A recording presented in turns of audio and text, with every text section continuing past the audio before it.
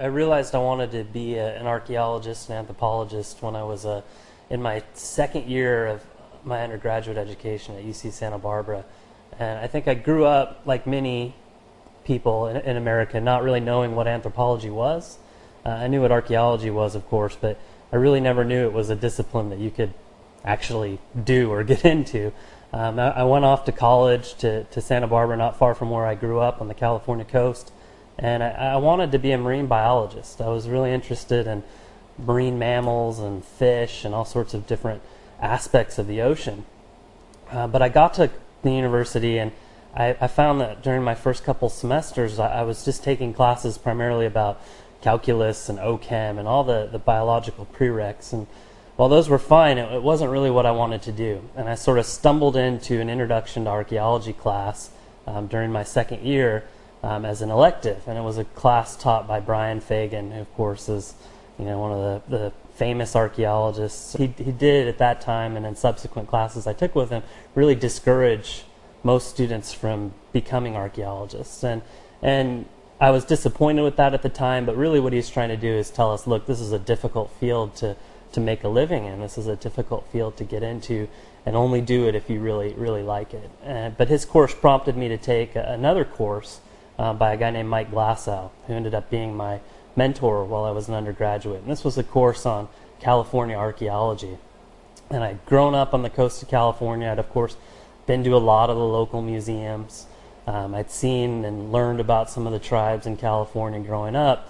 But it wasn't until I took this course that it really dawned on me that, wow, there's an incredible amount of information about these people who lived where I grew up, for over 10,000 years. And it really struck me that, wow, we can learn a lot. And I also found out, because Mike was doing work in the Channel Islands in California and also on the mainland coast of California, that I could combine some of the interests that I had in marine biology with archaeology. And I could look at how ancient people interacted with these marine environments that I was so interested in. One of the things with anthropology and archaeology is you tend to need a lot of education to get started in the field.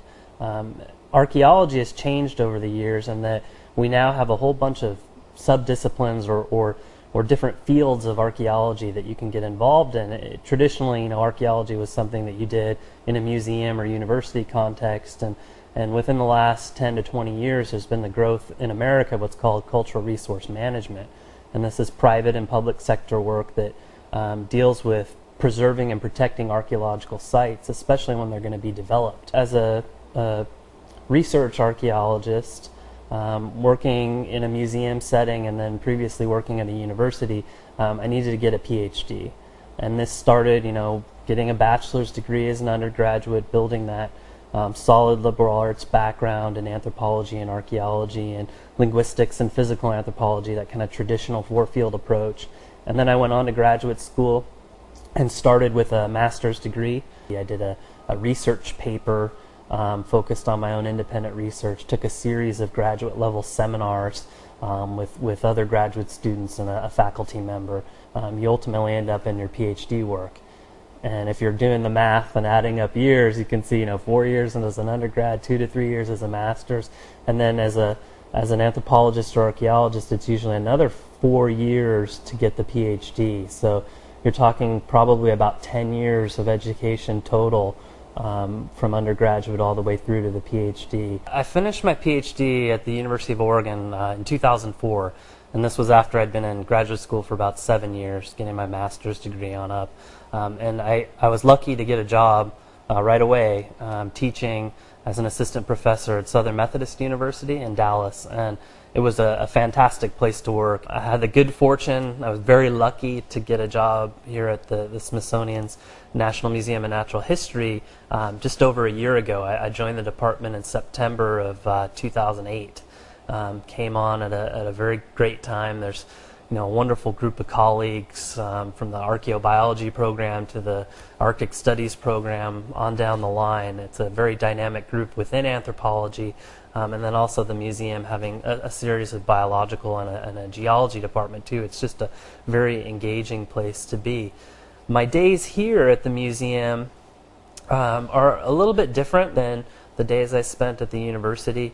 I guess I had, sort of a misconception that I could come in and it would be all research all the time. And it is that way a lot of the time. We're encouraged to do a lot of research, but the Smithsonian, the museum is such a dynamic place that there are always opportunities to lecture for the public and for scientists. There are always things that keep me busy interacting with other colleagues and students. We also have the opportunity to teach courses or do informal tours and lectures of the department and what we do. So I find that my days are punctuated where some days I'll have a lot of interaction with the public. I'll maybe have a lecture to give.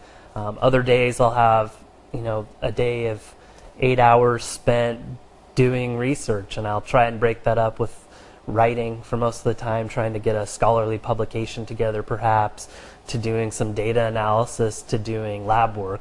I host a lot of interns too. I have a couple interns right now, one from the University of Maryland, two from George Washington University. Those interns work directly with me in this lab, and we try and keep it a pretty active and vibrant place.